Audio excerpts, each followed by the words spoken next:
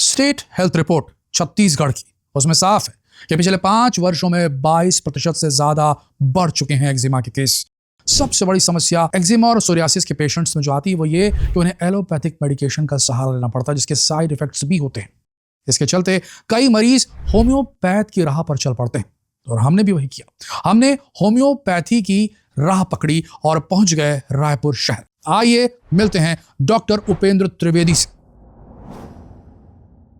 नमस्कार।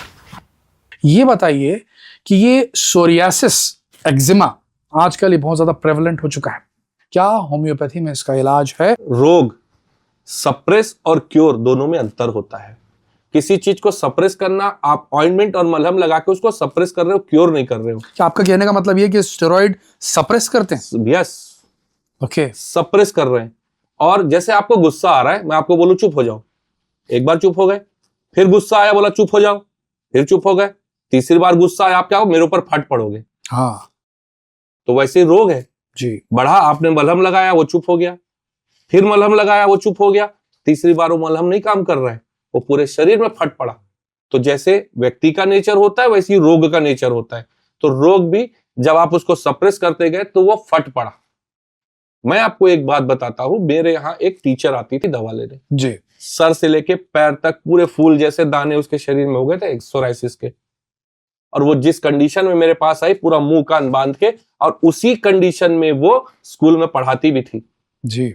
मैं बच्चों को फेस नहीं कर पा रही हूँ। फिजिकल तो छोड़ दीजिए, सबसे पहले वो मेंटल डिजीज में आ रही है। ये केस छत्तीसगढ़ का था? छत्तीसगढ़, यही गुड़िहारी का केस है। अच्छा, रायपुर का? रायपुर का। जी जी। मैंने उसकी मानसिक स्थिति देखी और 3 महीने के अंदर वो लेडीज 100% आज की डेट में ठीक है वो।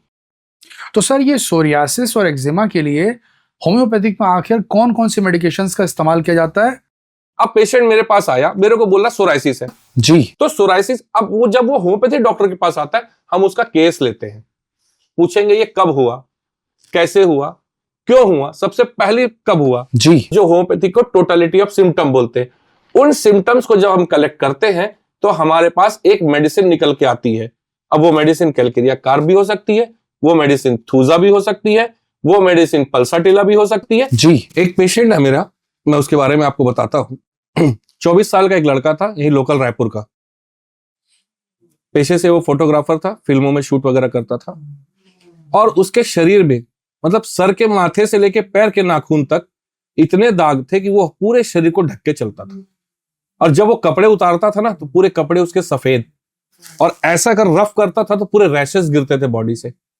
वो केस मेरे पास आया था और जब मैं उस केस को लिया और उसको मैंने कहा कि तू 3-4 महीने में ठीक हो जाएगा, वो पेशेंट का चेहरा और एक्सप्रेशन देखने लायक था, क्योंकि वो हर तरीके से मायूस हो चुका था।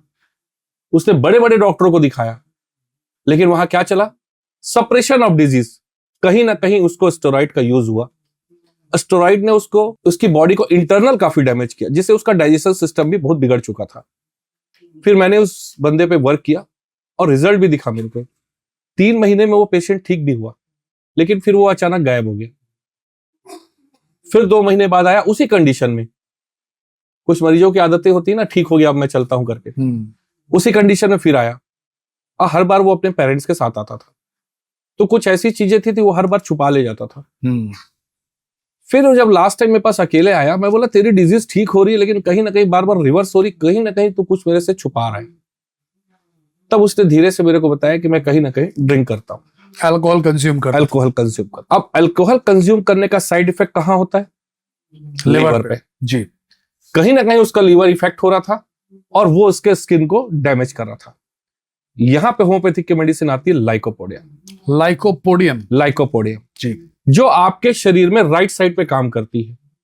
अब राइट साइड में कुछ भी हो सकता है, लीवर भी हो सकता है, किडनी भी हो सकता है, आई भी हो सकता है, हेडेक भी हो सकता है, माइग्रेन भी हो सकता है। तो आपको कहने का मतलब है ये जो लाइकोपोडियम है वो शरीर के राइट साइड, सीधे हाथ की तरफ जो अंग है उन पे काम करती है? हाँ, इवन राइट साइड पैरालिसिस पे भी काम करती है। अच्छा। फिर उस पेशेंट के ऊपर मैंने लाइकोपोडियम का यूज किया। आप यकीन नहीं मानेंगे, वो बंदा 3 महीने के अंदर 100% रिकवर है और आज उसने अल्कोहल छोड़ दिया है और आज वो नॉर्मल लाइफ जी रहा है और अच्छे से शूट कर रहा है। अच्छा। होम्योपैथिक की स्पेसिफिक रेमेडी सोराइसिस और एक्जिमा के लिए वो रोग ही डिसाइड करती है। जी। कि एक्जिमा किस टाइप का है। किसी का एक्जिमा ब्लैक है, खुजली हो रही है और उसमें जलन है, वहां पे मेडिसिन अलग है, वहां पे आर्सेनिक का रोल होता है। आर्सेनिक। आर्सेनिक, जी। अब आर्सेनिक का मेंटल भी अलग है और एक्जिमा भी अलग है। उसके बाद दूसरी मेडिसिन आती है ग्रेफाइटिस। ग्रेफाइटिस मेडिसिन का बहुत दिलचस्प किस्सा होता है। तो जब आप उसको खुजा खुजा के इचिंग कर करके उस जगह को सड़ा देते हो और उस जगह पे जब छोटी छोटी गांठें बनने लग जाती है, वहां पे ग्रेफाइटिस काम करती है। और तीसरी मेडिसिन है सल्फर। सल्फर मेडिसिन ऐसी है कि मतलब वहां पर आपने उसको सड़ा दिया है, पूरी तरीके से सड़ चुका है। और दूसरा सल्फर का मेन एक्शन जो उस जगह पे होता है, सप्रेस कर देना। आपने किसी मेडिकेशन करके, स्टेरॉइड लेके या कोई मलहम लगा के यदि उस रोग को वहां दबा दिया है, तो सल्फर उस रोग को उभार के ठीक करती है। तो कहने का मतलब होम्योपैथी कितनी इफेक्टिव है कि वो एक्जिमा और सोरियासिस जैसी बीमारियों में भी काम करती है। बस आपको पहचानना आना चाहिए कि किस बीमारी में कौन सी मेडिसिन हमको देना है।